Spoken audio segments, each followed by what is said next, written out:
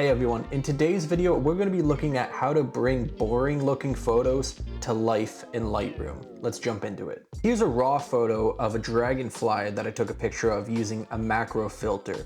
I have a video about that on my channel. You can go check it out after this if you'd like. But this is the raw image and it is kind of dull and it's a bit lifeless. So let's really add some stuff to it. So this is after adding just a couple basic tweaks to it. I started off by hitting auto and then I brightened up just the dragonfly with a mask. As you can see here, the mask is just covering the dragonfly. I didn't add the wings or anything because then it starts to look weird with the transparency. But I just brought up the exposure a little bit. I brought up the highlights a bit and the shadows and darkened the whites and the blacks because you can see right here, he's a little bit blown out, which is a little bit unfortunate, but it was a very bright sunny day.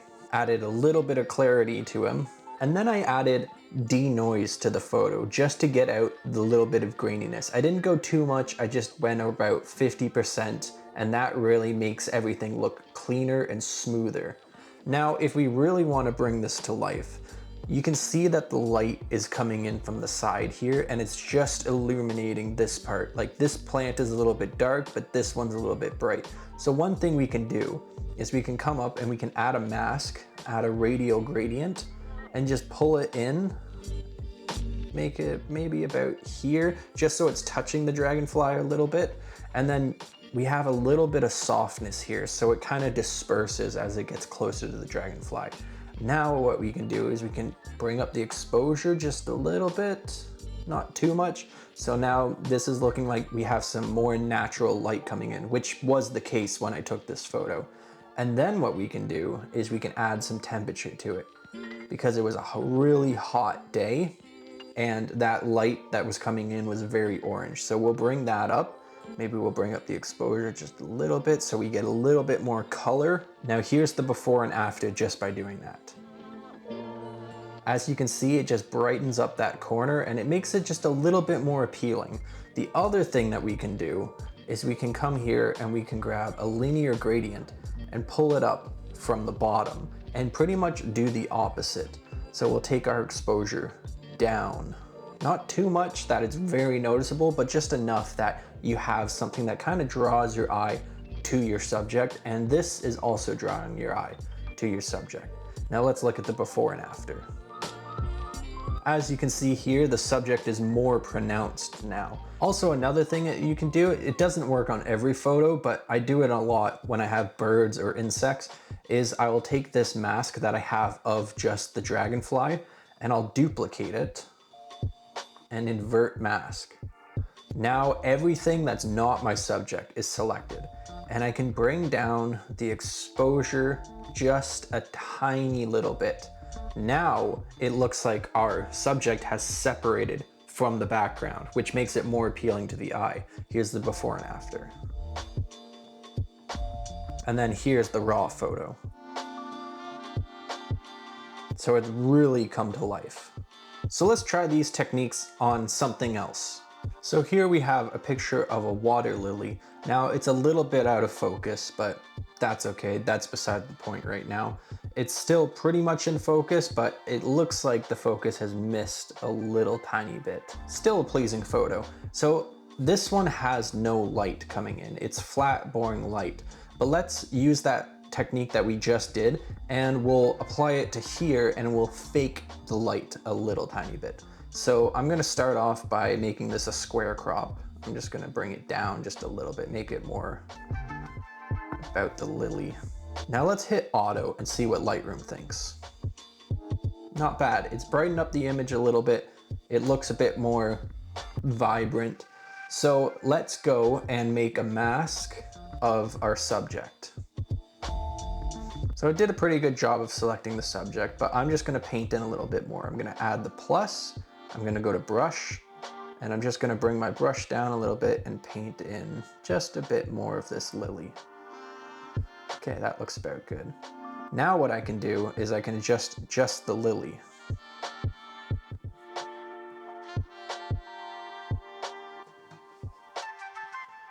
So I actually like it with the exposure down a little tiny bit. And then let's add just a tiny bit of clarity. That's looking pretty good.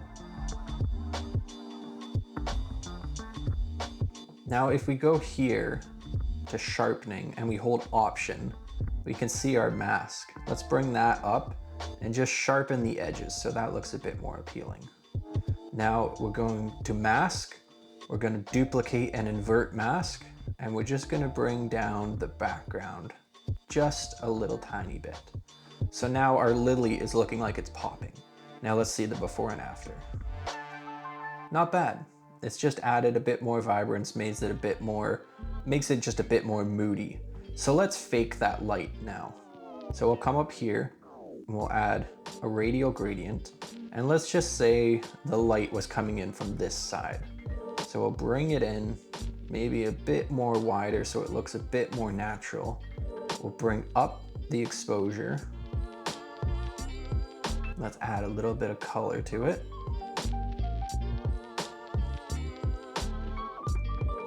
Now let's go here, add a linear gradient, and we'll pull it up here and we'll just darken this.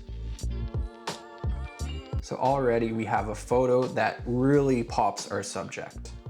Makes it way more appealing to the eye. Another thing that you can do to extend this or accentuate this is you can come here and you can grab your brush tool and you can paint in the edges where you think that the light would have hit.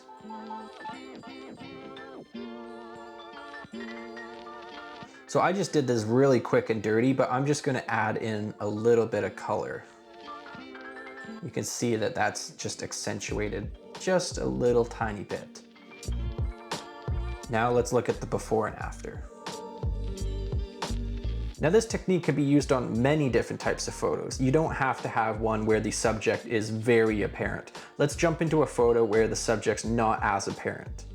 So here's a sunrise shot that I took a little while ago. It's from my more recent vlog, and the sun had just started poking up. So this is the subject of my photo, but it's so small and it really doesn't take up much of the frame at all. Really, your eye is drawn to this island that comes out and pretty much points towards the sun.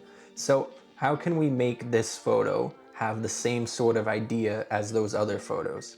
Well, let's just start and see what Lightroom thinks. So we'll hit Auto, and it's not bad, still not fantastic, but let's just add some adjustments. So let's fix the white balance first, because there was a lot more color than that. It was looking very blue in the photo, but it was not that blue in person. So that looks a bit better, a bit more interesting. Now I find this kind of distracting, so I'm just gonna get rid of it. Bring it down, go for a kind of a wider look. Now we have all these little things. We could generative fill them out, but I'm going to be adding a mask down there so you won't see them. So the sun's coming up here. So what we can do is we can add a radial gradient and just make it this big. Really accentuate that glow of the sun. So we'll bring up the exposure a tiny bit. Don't want to blow out those highlights. You can click up here and you can see where your highlights are blown out. As you can see, the sun is blown out, but that's okay because the sun is freaking bright. Now let's add a bit more orange glow. Check that, that's looking good. Now we'll come up and we'll add another mask. We'll add a linear gradient. Since the sun hasn't really reached this section yet, we can darken this. Get rid of those guys so you don't really see them. I think that's a bit too much, so right about there is looking better. Since we have the glow of the sun coming off in the middle, we want to draw your eye in, we can just add another linear gradient at the top and do the same thing by bringing down the exposure. Now it really looks like it's narrowed in and you're looking at that subject, even though the subject is that big. So let's look at the before and after. Before, after. It just brings more life to your photos, in my opinion. Everything in photography and editing is subjective. This is just what I have found to really make my photos pop and make them more interesting. Let me know down below if you're going to use these tips, and yeah, Thanks for watching. I hope you guys will subscribe. I'd love to see you guys back here hanging out in another video. All right, that's it. Have a good one. Peace.